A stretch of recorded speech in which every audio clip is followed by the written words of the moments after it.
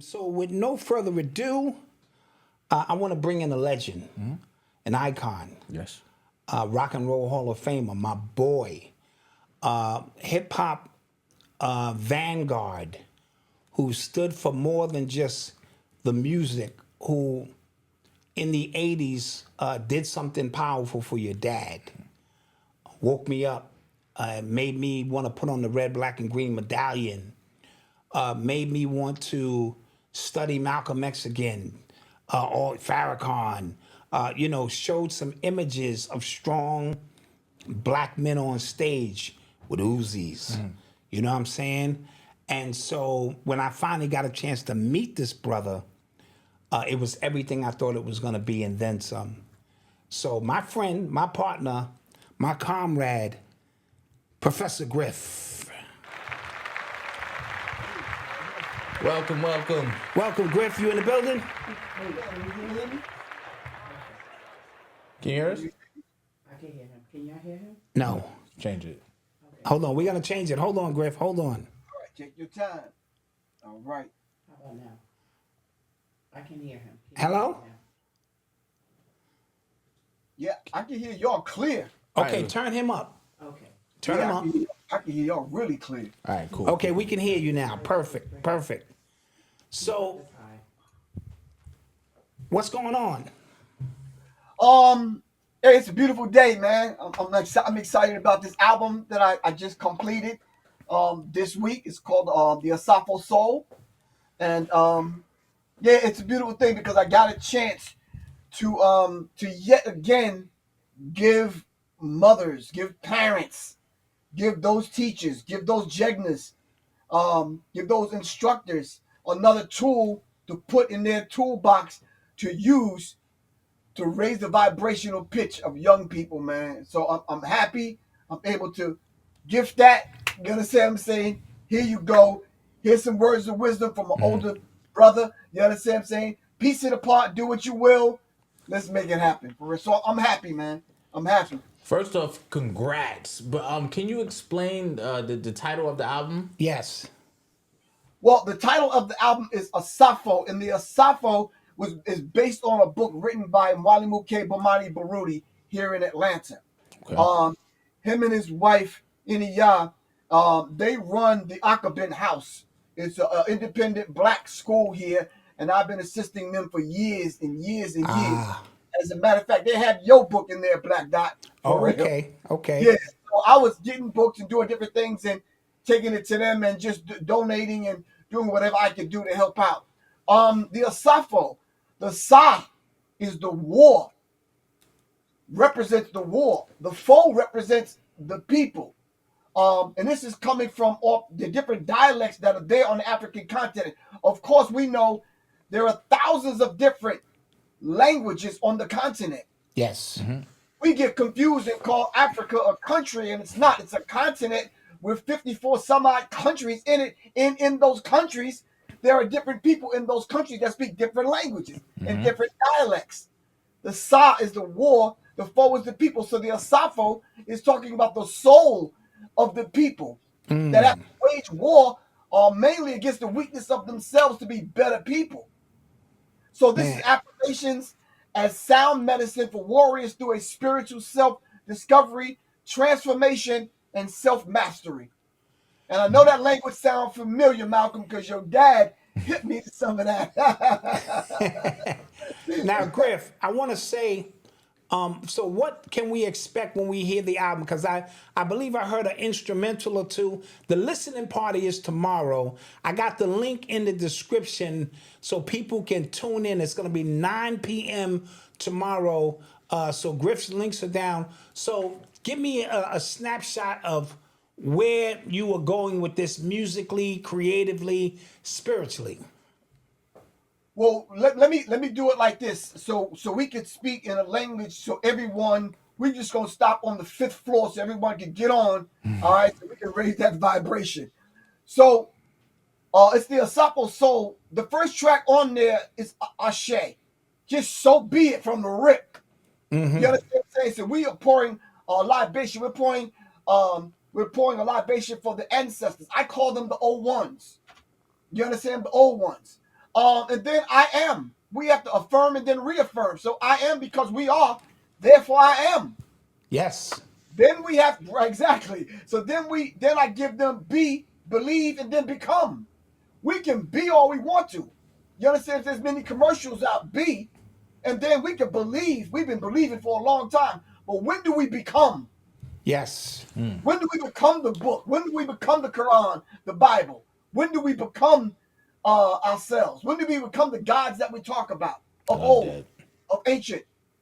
So and then the fourth track is heirs to the Shah. You know, the Shah is my last name, and Shah simply means ruler. You understand what I'm saying? So I want you to be the heir of this rulership. I'm passing it on to you. Here you go. You the heir of the throne. You the heir of the heirs to the Shah. The fifth track was the one I liked the best, which one you heard in the commercial is a warrior's path. We can choose many paths. All of them lead to what I consider the number 7, that God degree. Yes. You could take 5 and 2.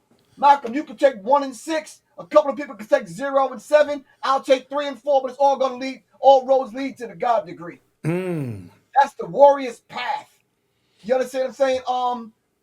The circle of life, which is the re-evolve. And I took 15 words with the prefix re and let people know that we have to reclaim and reinvent ourselves. We have Yes. to That's dope. reimagine ourselves. We have to rethink, remember, remind, respect. You understand? Resolve, reclaim. Oh, You understand what I'm saying? And all of this is over tribal fusion beats. Jihad, next track, number 7, Jihad. Jihad simply means warring against the weakness of self. It's a spiritual struggle. Of course, you're familiar with number 8. Song 8 is Word is Bond. You can put your word out there, but if you don't come behind it with your deeds and your actions, that's right. the ninth song I had the most difficulty with simply because I got the number 9 tattooed on my ring finger. It was Tears on the Trail. It's the Trail of Tears. That Native American blood that runs through my blood, the Blackfoot tribe. I had a difficulty with that, which was the most difficult track because I borrowed some of the Native American tribal war dances. And I'm saying, what do I say over this? You understand what I'm saying? Yes. Talk Yes. about the fearlessness of those warriors in the Native American tribes. Number 10 is the art of war, which we all know what that's about. But how about war being an art? How about you Ooh. expressing methodologies through your art? Yes. Yes. In fact, that you did that on a hat you gave me, a T-shirt you gave me. You do that on your covers of your books. Yes. You understand what I'm saying? Last but not least, which is the 11 songs. I'm not going to go over the other 3 because they're free when you purchase the album. But this last one is very dear to me. It's the soul of the Jegna. So what is the soul of those individuals that teach us? We could be parents and say, yeah, that's my son, yada, yada, yada. Yeah, my granddad still's with me. But what is the soul of that individual that's passing this information to you? Someone, young person may not hear this, but this may come through his dad. His uncle, like the Public Enemy stuff did. It came through a brother that took it to and sent it to a brother in prison that heard it, and it came through that vessel. Yes. But that's it in a nutshell. That's a capsule of what the album is. It's over tribal fusion beats. I'm talking about Afro beats. I'm talking about raw hip hop. I'm talking about the boom bap. I'm talking about global instruments. I don't care if it's a flute, a tambourine, a didgeridoo, congas. I dumped it all on this album. Man, that is awesome. I can't wait to experience it tomorrow in all of its glory. You kind of sent me a link to get to it early, but I'm gonna tune in with the people. I remember you had a group called Seventh Octave, and I was jealous, man, that there was a live band rocking, and I wanted to get on that album, man. And you know, y'all never reconnected, but your musical experience is right on time. We were just speaking about a cycle in what was hip hop that was strong and powerful, and how it became something of mush and something undescribable today to a certain degree. And so the timing of what you're talking about is perfect. I wanted to ask you, about some of the stuff we see going on in the headlines with Diddy and all of this kind of stuff. Is it just the end of that cycle? And what can we look forward to musically? Because on Bandcamp, we spoke about we want people to purchase this music. We got to get away from that streaming stuff because it is killing the art form. We let some people come in and take it so low to where 100,000 streams is $35. And so we want to get back to purchasing the art. So answer the Diddy part of the question first, and then let's talk about the future of the culture and what we can do as elders to try to preserve or save it. I think it needs a little bit more than saving. You said a few years ago, hip hop, coming off of what Nas said, hip hop is dead. I believe the way you responded was, if hip hop is dead, then what we need to do is give it mouth-to-mouth resuscitation. If it's on his deathbed, then we need to hit it with them shockers. You understand? To wake him up, wake it back up. You understand what I'm saying? But let me answer the Diddy thing. Let's not deal with Diddy as an individual. Let's deal with P. Diddy as a mindset. Let's deal with P. Diddy as a subculture within the culture. And let's deal with it as this spirit and this mindset that's almost passed down subconsciously. Yes. That this is how you conduct yourself in the industry once you get to the point where you have financiers. You have someone financing your madness. Yes. Someone financing. When you can go pick any song out of anyone's catalog from any artist, sample it, and your handler is taking care of that, oh, then that's power, bro. Yes. I never even Think thought about about that. Yeah. Yes. Any song, and he did. And he didn't mind getting sued by Sting Yes. to the tune of $5,000 a day. $5,000 a day. That is correct. I didn't even think about that. That's a good point. So when you talk about a mindset like that, then taking off a few chicks ain't nothing to them, man. You understand what I'm saying? Yep. You follow what I'm saying? So my thing is, artists now on his label with that mindset become disposable, like diapers. None of the art is taken serious. Either they dying, they're in jail, or they're rendered useless. Yep. You understand what I'm saying? He's made to run through the industry and take off not only young chicks, but dudes. Yes. You understand what I'm saying? So P. Diddy is not just this individual. P. Diddy's a mindset, because we could throw 8 other people right now into that same barrel and they'll look all the same. That is correct. It is a virus that was allowed to spread and grow. Exactly. And they made it seem like that is what you do once you get to this level. Remember, it was Rick Ross that said he can't sign no female artists because he'll fuck them all. He did. He said that on the Breakfast Club. I was shocked. I was like, yo. Yeah. Yeah. So where's the mindset now? You understand what I'm saying? Where's the mindset now? So you get to a certain level, and then all the respect for your mama goes out the window? No. Because those same individuals I mentioned got nieces, cousins, daughters. You understand what I'm saying? So if that is the culture that you're propping up, that's your culture that you're walking through, and you're subconsciously passing it on to young artists, then what you saying? It's almost like what you said in your book, Doc, when they have to come through this rites of passage. You understand what I'm saying? And these people become, in true life, your mentor, the one that breaks you. Yes. In the gymnasium. You understand what I'm saying? Yeah. So there's a real dynamic in what goes on. I don't care if it's the casting couch or Studio A or Studio B.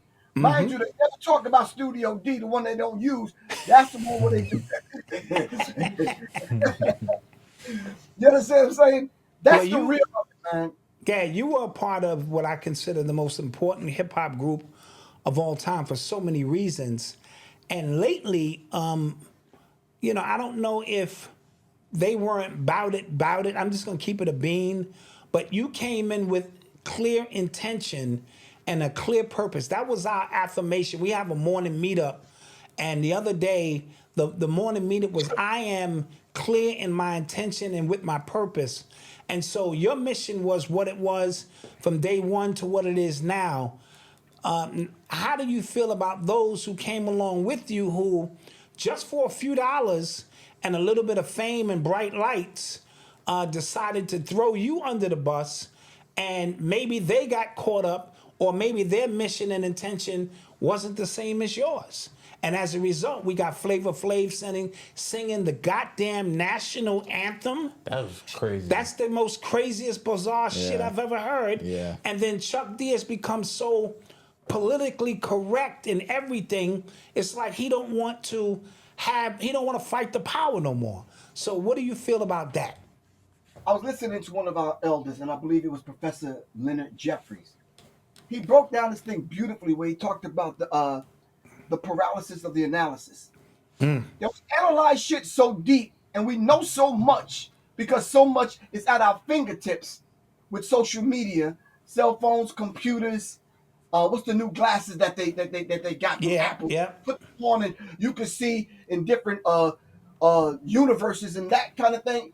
Paralysis of analysis. We analyze shit so much and so deep for so long, all right, that it paralyzes us to the point where we don't do anything with it.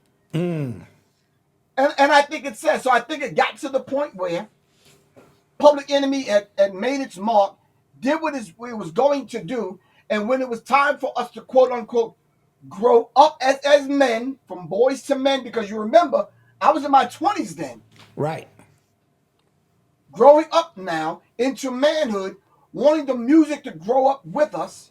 You understand what I'm saying? Wanted our FAM base to grow up with us. You understand what I'm saying? I think what happened is the rubber met the road, and the reality dawned on them that, you know something, other revolutionaries our age around the world, around the globe, all right, from past history to present, are losing their lives, saying some of the same things that we're saying. I think some of them said, you know something, let me be a little bit more entertaining, as a little bit more revolutionary.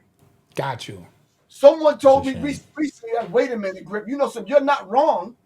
No one's going to tell you right, especially coming from that camp. But they're interested in being entertainers and playing revolution. You're interested in being a revolution entertaining.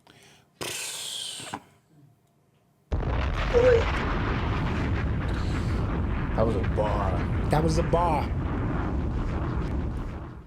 And so, therefore, we have the great divide, because, like you said, they was playing revolutionary, and you was a revolutionary who was using entertainment as a medium to wake your people up. Exactly. I used the tools that was given to me at my disposal. For example, when Che Guevara got dropped off into the jungle of Bolivia and some of the other places that he was in, you understand what I'm saying? He contacted the indigenous people there, and whatever tools that they had, they used that to fight their war for the revolution. The same what he did with Cuba. Do you understand what I'm saying? This hip hop thing chose me.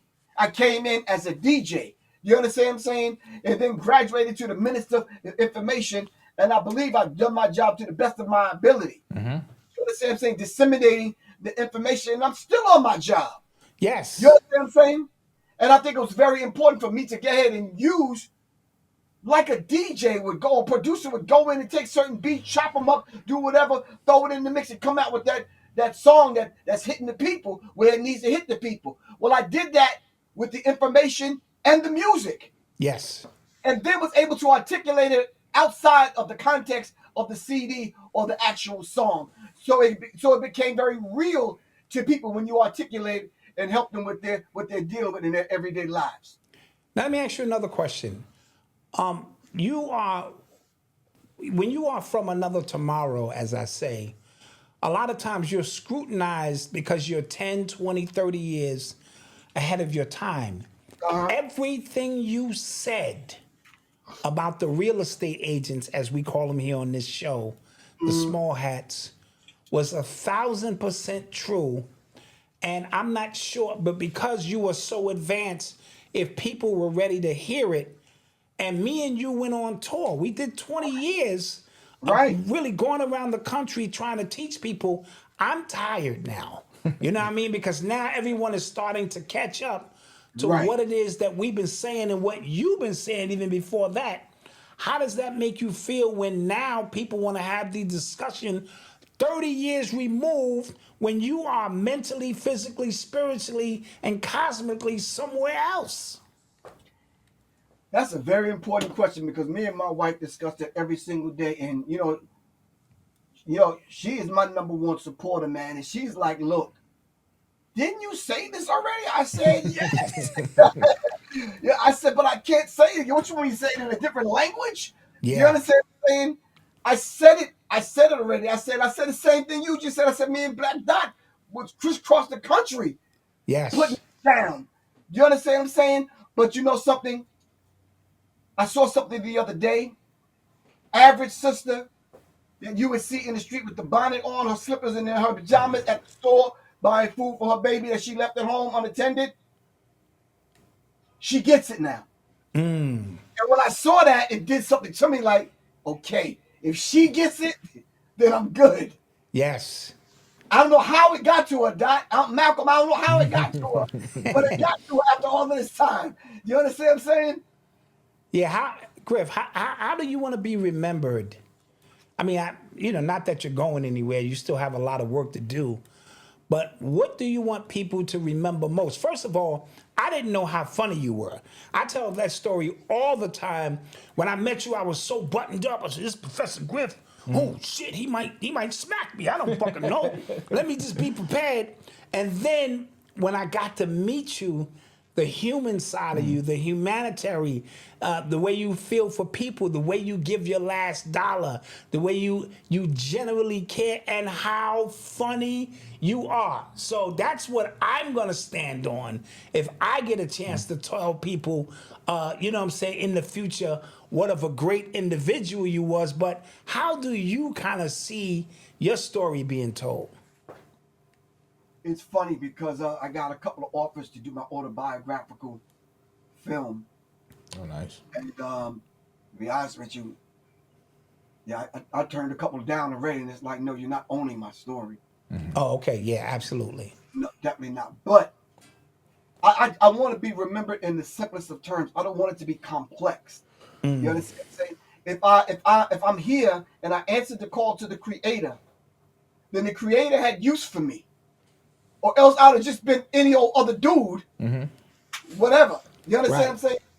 So he had use for me, and I'm in service to the people. I want people to remember that I'm in service to you. You don't serve me, I serve you.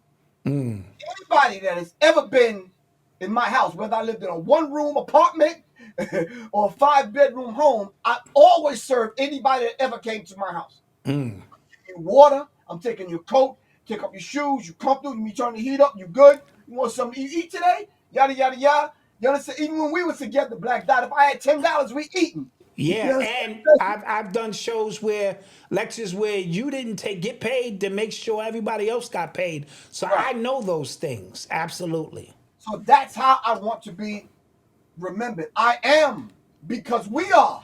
You see, Yes. therefore I am. I can be me. I'm comfortable with being me. I want people to remember that, okay, that brother showed up as his true, authentic self. And the only thing I Absolutely. ask people to allow me just to be me. But I'm glad you said that because you know something, people are looking through a narrow lens at who I am. Like for example, I had a discussion, right, with the engineer, Earl Holder from headquarters.com. And Malcolm, I know you're going to have something to say about this. We got to listen to this Asofo Soul album on this, Black Mirror. Do you know the frequency, the limited amount of energy and frequency and sound that can come through this phone? If you don't plug something else up into it where it would allow you to hear the full range of the song, then you Yes. won't really understand what I'm putting down on that album, bro, for real. I had a question similar to my pops. How do you want people to remember this album years down the line? I don't want them. I want them to say, Griff came along And that brother dropped something on us that I wasn't expecting at all, man. Because I didn't even know the dude producing. I saw him as an MC, but but he ain't, you understand what I'm saying? Yeah. This album right here did something for my soul. You understand what I'm saying? And I tell people in about 10 minutes, I'm going to have a real raspy voice. You understand what I'm saying? And that's how it is on the album. I just came raw. Yeah, I didn't use effects. I used probably like a little reverb. Yeah, But yeah. delay. But other than that, it's raw because I want to be able to touch people's soul, man. You understand what I'm saying? With what I'm saying. And that's how I want people to remember it. I want them to go back and play it. Hold on, let me get this camera. I want them to play it, not at the family reunion. I want them to play it anytime that they feel they need to borrow from what I'm giving them on a soul level. To speak to them cats that right now that we need to reach. So the first question that you asked me when I went over the whole album, I forgot the most important part of the album. I forgot the fact that I used brainwave states and technology. I use the theta waves, the delta waves. I use alpha waves. I use a beta and gamma rays. I use binaural beats. I even combine some of the binaural beats and pan them hard left and hard right to the point where you don't hear them, you feel them. Oh, Jeez. You jeez, understand I what I'm saying? can't wait. So when you listen to the track, but it's Afro beats and you dancing to it, it's like, whoa, hold up. What did he say? It might hit you 2 days later. You understand what I'm saying? Yes, sir. Say I'm God having a human experience called what? Let me go back. You understand what I'm saying? Absolutely. I approached it in different levels. I definitely approached it like a sound scientist going in and just taking those sounds and those vibrations and made it resonate with the soul on a soul level. I could say on a cellular level, but I don't want to get too deep. As soon as I say that dot, your wheels are gonna be spinning. I know Yep, you. yep. I already know. So with that being said, where can you be reached? People can reach me at 678-557-2919. People can go on the internet, and I'm there at Professor Griff, just at Professor Griff, or go to www.professorgriff.me, which is my website. Recently, I tried to get professorgriff.com. Them people got it. They're calling the real estate agents. They got it and trying to sell it back to me for 5-10 stacks. Yeah, yeah. Yeah, not today. You understand what I'm saying? So Yes, yeah. sir.